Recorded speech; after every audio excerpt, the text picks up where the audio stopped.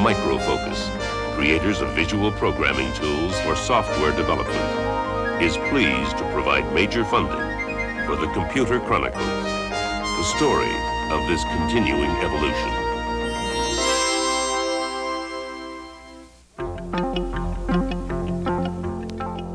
Welcome to the Computer Chronicles. I'm Stewart Cheifet, and this is Gary Kildall. On our program today, we're talking about the problems of computer security. And I imagine by now just about everyone has heard of the movie War Games and the kind of computer security problems raised by that scenario.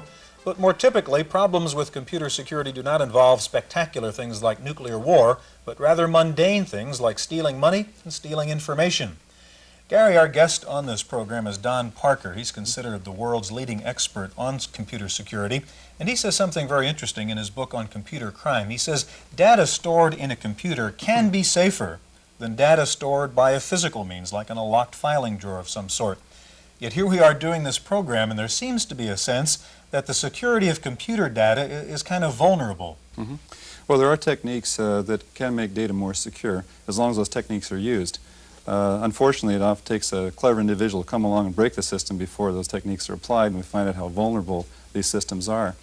We're raising a whole new generation of computer-wise people through the personal computer revolution, and there's bound to be a portion of that population that's going to use that knowledge in some kind of malicious way. Today, I guess, computer crime really is a problem because it's a matter of information is power, and when that power is made available through unguarded information, then it's a threat to all of us in society. Time-sharing services are particularly vulnerable because they're designed to be shared by a number of strangers who make a phone call. And we're going to take a look and just see how easy it is to make that call. It's pretty easy to get into a computer database. All you really need is a personal computer, something like this, some terminal software. You also need a modem, which connects your telephone to your computer, a telephone, and you need to know the phone number of one of these computers. I'm going to dial up a computer database right now. I happen to know the number of one. It's just a local call. It's not even a toll call. And we'll wait to hear a high-pitched tone, which tells us that the host computer is answered. Okay, the computer is answered, and we're going to now just go into a normal log-on procedure in which the computer is going to first ask me for my ID number, and I happen to have one, so I'll enter that. And if the host computer now accepts my ID number as a legitimate number, it will proceed to ask me for my password. And at that time, I'm going to have to come up with meeting another test here to get into the computer database. And it's now asking me for my password, which I will type in. You can't see it on the screen because the program is meant to protect the security of my password, so you can't steal it from me. And if the host accepts it as it did, you can see I'm now into this computer database. You see how easy it was for me to get into that computer database. Of course, I was a qualified user. The problem is that even unqualified users can get into these computers. They're called hackers, and they try to get into these computers just for the sake of finding out what's inside. And by using common passwords and even sometimes randomly chosen code numbers, they can get into banks, hospital records, even federal agency computers. Global thermonuclear war. Fine. All right. In the film War Games, adolescent hackers gain entry to top-secret defense programs and play nuclear blackmail for real. Although experts claim that the possibility of this happening is essentially zero, federal officials are now planning to strengthen the very tight security measures that already exist. If mischievous amateurs don't seem too threatening, there's also the professional thief, a new kind of spy who's traded in his trench coat and camera for a keyboard and video display. And how to foil this new breed of information thief is a problem faced by a growing number of companies and institutions. Can a computer really be programmed to keep its secrets secret?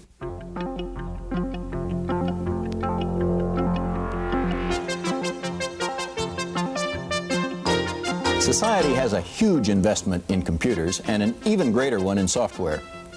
What's more important than the financial investment is the degree to which we have come to depend upon computers. Without them, databases are empty. Words don't get processed, numbers don't get crunched, and the speed of information handling to which we have grown accustomed slows to a crawl. One might think that the protection of such essential and valuable resources would be routine and substantial, but this is not always the case. Recently, most of our time has been spent improving and expanding our systems, adding to their flexibility, making networks, and basically being more productive. The security aspects have often been overlooked. Additionally, good computer security often runs counter to making computers accessible, friendly, and easy to use. We'll find out more about the need for adequate computer security in the rest of the show.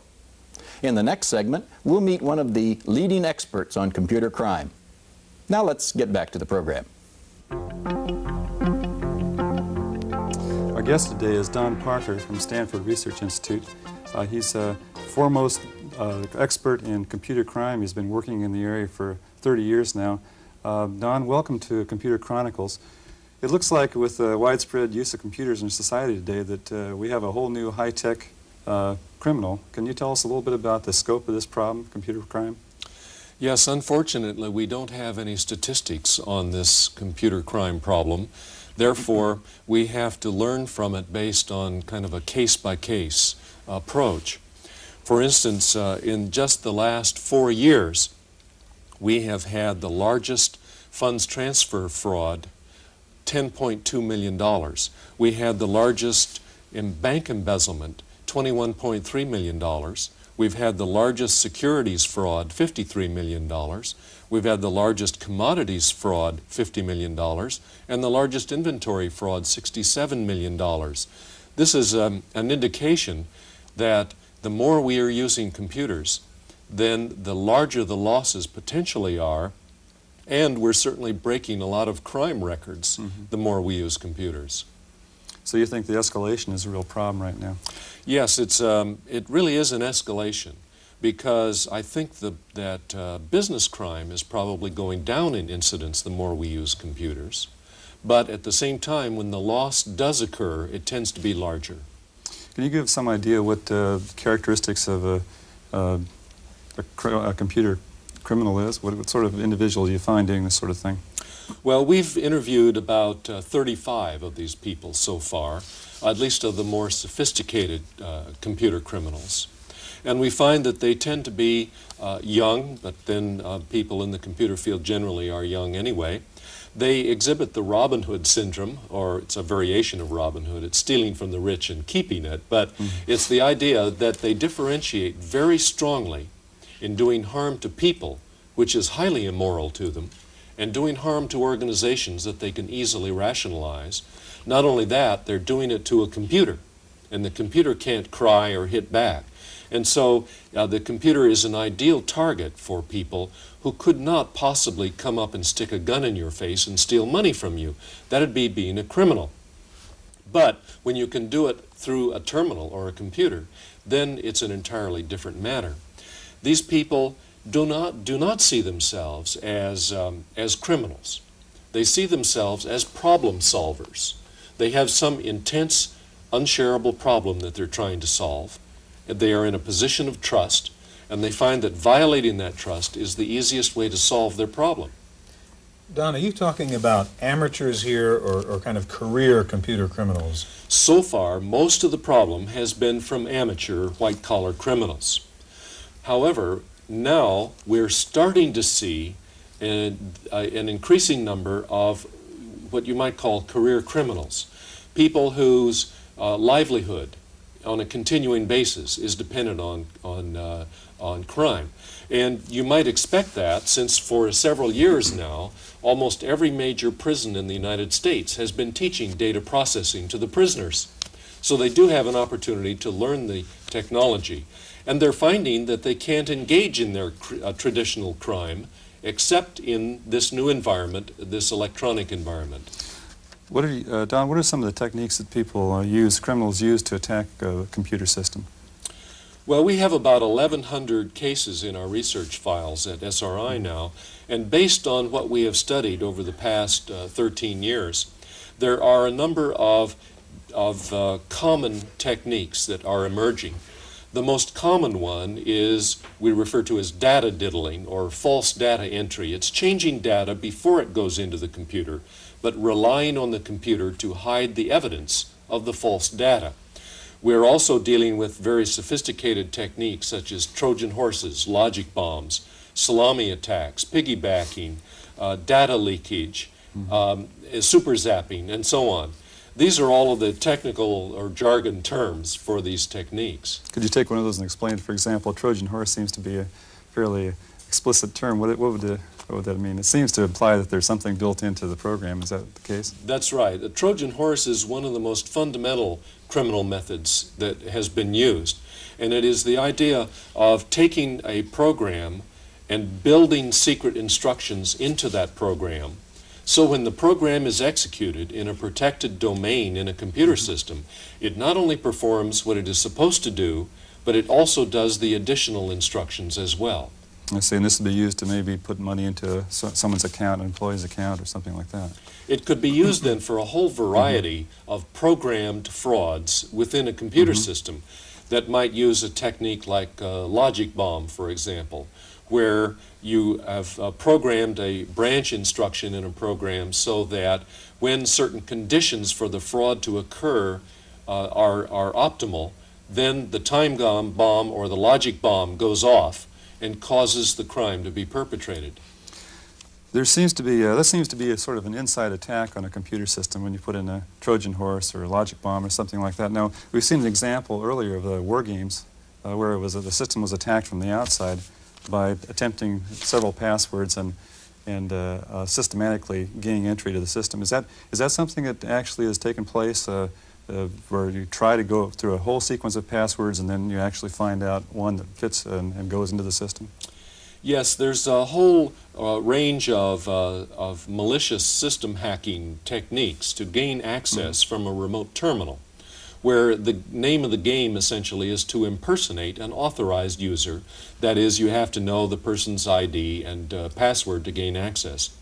There is a scanning technique where you can automatically or sometimes manually simply scan telephone numbers, gain access to a computer, and then scan various possibilities of access codes, passwords, to find or hit on one that then is access to that system. How about user-friendly systems? Do they help or do they hinder in the computer crime? Well, that's a part of the war that we're raging today. We all want our systems to be friendly. And unfortunately, a system being friendly is almost the opposite of its being secure. And so we're trying to find the balance between a friendly system and a secure system, because the number of people who have this capability to access these systems is growing very rapidly. And so we have an enemy that is increasing in size and in sophistication, and therefore we can no longer allow our systems to be as friendly as they have been. Now, what about there's a, I guess we'd call a computerized community bulletin board network that's grown up around the whole technical hobbyist area. You talked about a pirate version of this. Can you tell us a little bit about what one of these pirate bulletin boards would be like and what the purpose is? Well, as you know, bulletin boards are extremely useful services in the computer field. But unfortunately, there are some of them that are set up, as you say, for malicious purposes, referred to as pirate boards.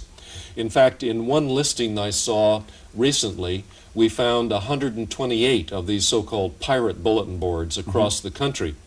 They are used for intelligence purposes among malicious system hackers, and they often will broadcast the telephone numbers of computers and any passwords that may be available, and describe various protocols for logging on to other people's computer systems to engage in this unauthorized access to systems.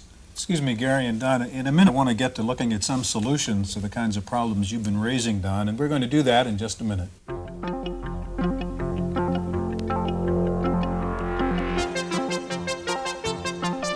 Most of the discussion revolving around computer security deals with computer crime. There are, however, other accidents and conditions that we need to guard against. First, We must protect our computer operation from natural disasters such as fire, power outage, floods, and the like. Second, systems should be protected from the accidental destruction of data. When someone unintentionally gains access, or if an incorrect terminal procedure is executed, or if a programmer accidentally destroys current data while modifying an operational program. We can't always prevent damage, but we can ensure continued operation by storing backup copies of programs and data files. Third, we need to take reasonable precautions to ensure that employees do not abuse their access to computers with excessive personal use. Fourth, we must protect our equipment from unauthorized use by outsiders. Good access control, including personal passwords, systems and log monitoring, separation of responsibilities, and external balancing controls are some of the procedures for guarding against intrusion. In the next segment, we'll hear from one of the foremost experts on computer security. So let's get back to the program. Don, you've given us a good idea of what some of the problems are related to computer crime, so why don't we take a few minutes and figure out what some of the solutions are. We have joining us also Jim Holmes from Tri-Data Corporation. Jim has a product that helps us secure a dial-up system. So Jim, could you tell us a little bit about the product? Certainly, I'd be delighted to. We've come up with one approach to be able to help secure dial-up networks. As you've discussed with Don previously, dial-up networks have the requirement of dialing in and usually entering a logon or a password that the system itself requires. Now we've gone one step further and we've taken within a 212 modem type device, an auto dial modem that would reside on the front end of this processor, our timeshare system. You would place our device in and it has what we call an answer verification capability. We can go through and I'll give you an example of how we would store one. Let's say your name was Adam. We could put in your name and a password that you would use to access the system. So we enter AA for add and answer verification and then type in your name, Adam, and put a space in and then enter your unique password. And we could put in a password of anywhere from 1 to 250 characters. Typically, your passwords that are used on systems are 5 or 6 characters. The longer the password, the tougher it would be for someone to break in. Now, we found often people are trying to use 20 or 30 character passwords if they're really intent on trying to provide security for the dial-in operation. Once we've entered the command here, we could go back and identify exactly who has access to the system from outside through dial-in ports by looking at a directory of answer verification routines. Upon receiving a call to the host computer where the system would be typically connected, we would go through and check for any of these given passwords. The passwords can be contained or control how many characters are received before the call would be disconnected. One of the problems that occurs in a lot of the dial-up systems is when you dial in, the system will repeatedly allow you to enter the password and it will come back and say error, re-enter password. With our device, after you've re-entered it once or twice, it will automatically disconnect the call, thus preventing someone from gaining access to the system. And that's the way we're controlling the answer portion of the dial-up environment. Now, in addition to that, there's also an originating portion which can be used to help control our secure networks. Many of the companies, the larger companies today and telephone operating companies, are using our device because of the sophistication of being able to remotely configure passwords and log on procedures to their systems. By allowing them this remote configuration to the system, and that's done very simply. Let me give you a demonstration. We would do AD for add a dial directory. We would put in a label. Let's say we're going to call an accounts payable system, and we could put it in ACCT pay space, put in the telephone number of the system we want to call, and then space over and put in a password that would be sent to the system.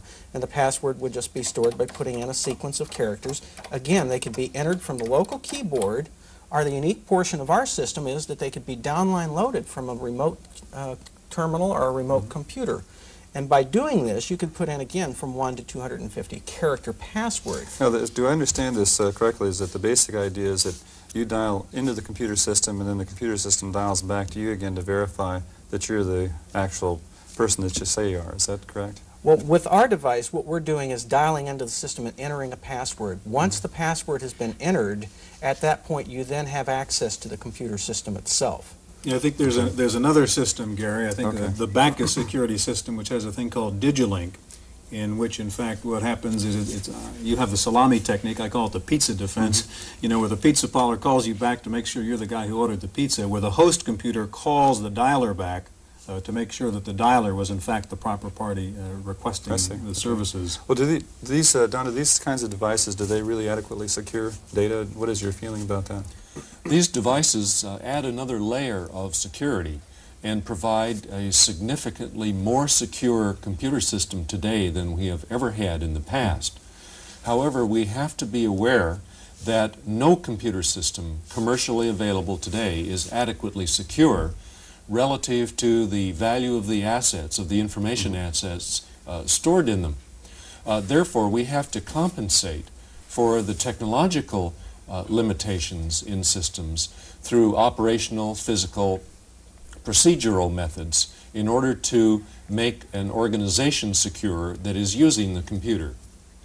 Don, we often look to the Japanese now for what they're doing in computers in general. Are the Japanese doing anything with regard to these security problems that we should be aware of? Well, the Japanese are a little bit behind in that they haven't experienced the kinds of computer crime that we have here in the United States, but they are just now starting to understand that problem. And of course, they're trying to address the U.S. market, where they don't quite understand the criminal problems that we have in this country. Crime is a very cultural thing, and so it's quite different from one country or culture to another. Are the laws adequate right now in our country to deal with this very sophisticated form of crime? Well, the laws are improving a great deal. We have a long ways to go. We have 21 states that now have specific computer crime laws. And we have several bills in Congress that would, if passed, provide specific protection on a federal, nationwide basis. It seems like there's also a problem with operating systems that become popular nowadays that the source is available to them, to individuals. For example, Unix, that has become widely used in commercial environments. So what effect does that have on people that really can get at the source programs? Have you seen any effect from that at all? We get large operating systems like the IBM operating systems that have years and years of security work. These more popular operating systems now, what effect does that have? Well, Jackson's law says that with a big enough hammer you can break anything. And therefore, any of these systems can be broken with a sufficient amount of work or skills, knowledge, and access. So it's security is always a relative situation. And large computer programs are complex to the extent that they're not predictable. And if a program is not predictable, that is, if we don't know what it does under all circumstances, then we have to assume that it is not secure. Therefore, on a long-range research basis, we're aimed at developing the idea of a provably secure system where you could prove how it performs under all conditions and therefore gain some assurance that you have an adequately secure system. Don, we have just about 1 minute left. I want to ask you we talked about war games earlier in the national defense area. How about economics? I mean, we have the banks now all tied to this massive electronic funds transfer system. What is the potential for a major economic disaster if the wrong guy got into that?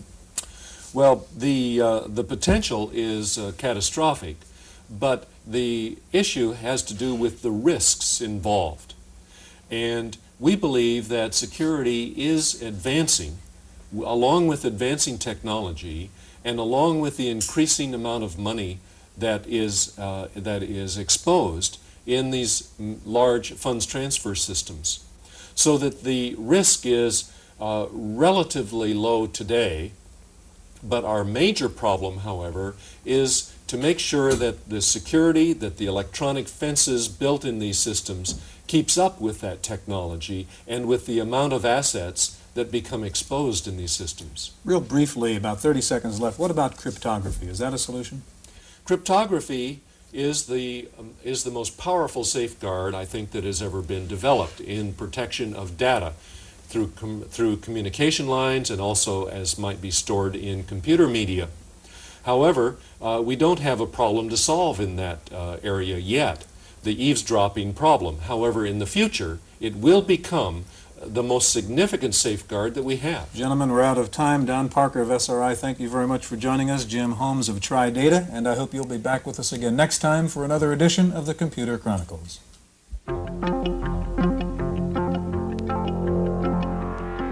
It's very difficult to get a handle on how much computer crime there is.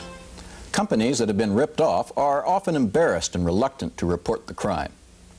Prosecution of a company's employees for computer crimes is very rare.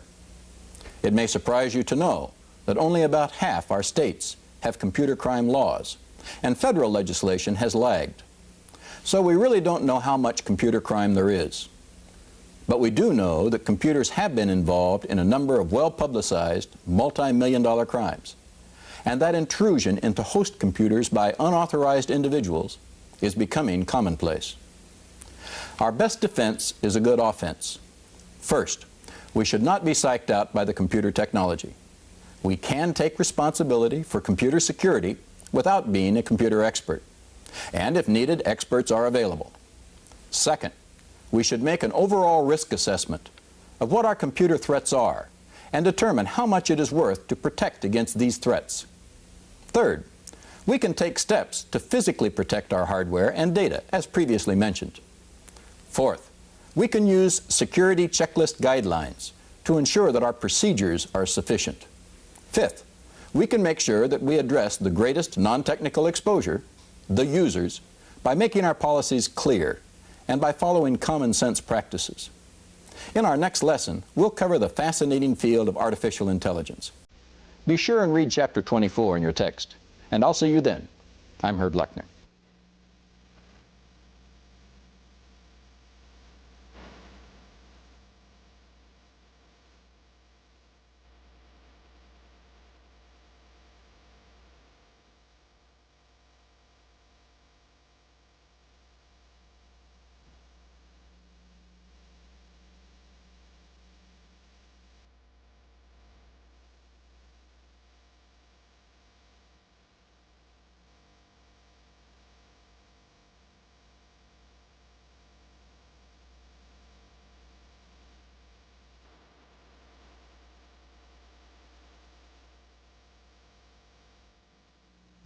Microfocus, creators of visual programming tools for software development, is pleased to provide major funding for the Computer Chronicles, the story of this continuing evolution.